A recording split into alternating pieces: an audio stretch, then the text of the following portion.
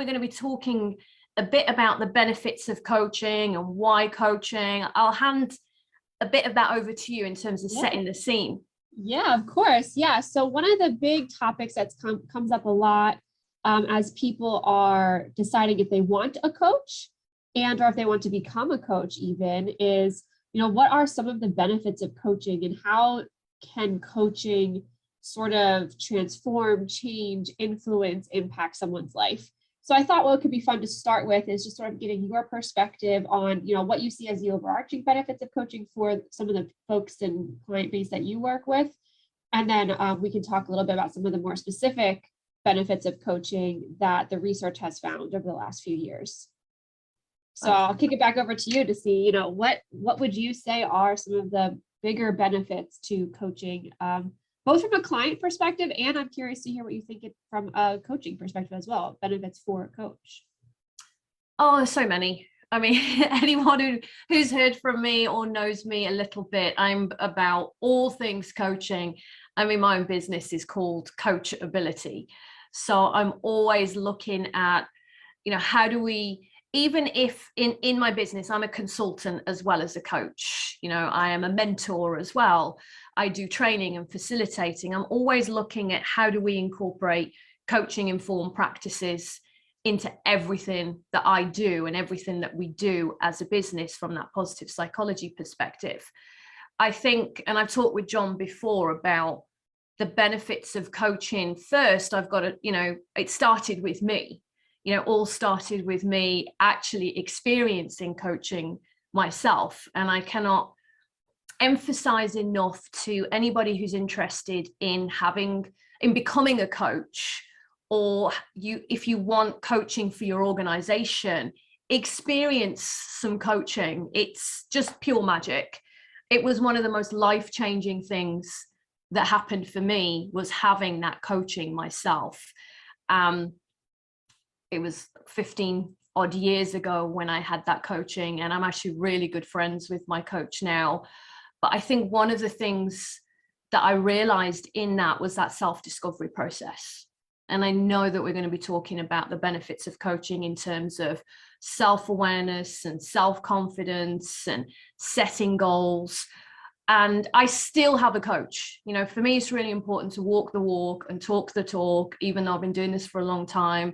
And I have different kinds of coaches that I work with as well. For me, I have a spiritual coach, and I've worked with a nutritional coach and well-being or leadership and all of those things. But I think there's always learning to be done and had about yourself. It's almost as though every day I can ask myself the same question in terms of who am I, or who do I need to be today? And growth happens, even when I think I know myself the best. And I'll talk a bit in a minute in terms of benefits to organizations, because I do a lot of corporate work and I speak at events and things. But I was just curious if you had any questions at this point, Britt. I think one of the things that I think about, I was thinking about as you were talking is, where my curiosity took me was when you say like it was life-changing, it was so beneficial for you, like that brought me back to my coaching experience as well. But I'm curious, if you had to pick one thing about it that made it feel life-changing for you, because I think a lot of people who are curious about coaching hear people talk in those terms. It was life-changing, and I completely changed the trajectory of my life. And there's skepticism somehow tied to that. So like, what did that mean for you? How did coaching change the way you looked at life? Such a great question. She's a coach, such a great question. I think my mind goes immediately to mindset. And two things there. One, limiting beliefs that I had. And then the other side of the coin was possibilities. So I think at the time that, and it's not to say that I don't still have some limiting beliefs, or there are things in the subconscious, or, things around growth to work on. It's just that I am more aware of what those are now. And I think at the time, I didn't really realize the things that were getting in my way, the things that were stopping me from achieving where I wanted to go next, or perhaps stopping me from showing up in the kind of leader that I wanted to be, or more importantly, the kind of human being I wanted to be. And maybe some of that I didn't even know who I was. You know, what were all the components and facets that made me me? Because we don't get to look at those on a daily basis, you know, values and experiences that have shaped me to be who I am today, or my world map, as I call it. I think there were all these things and fears and blocks that I had, which my coach was able to hold up that mirror to help me see, but not only see that, but have a look at a whole new world outside of that. I love that. That's really cool. It's funny that you say hold up a mirror, because I'm actually in the middle of revising one of our blogs, and I just wrote that phrase, exactly that phrase. You know, it's the coach's job to hold up the mirror and ask questions that enable the client to make meaning of their reflection.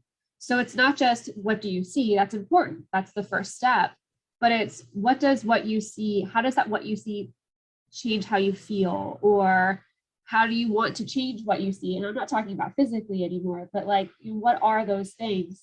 And like I was saying before, it brings me back to my experience of, when I first started coaching, my coaching program, I tell people all the time, I thought I was going to end up coaching students because I was working in higher education at the time. And so that's just what I thought I was going to do.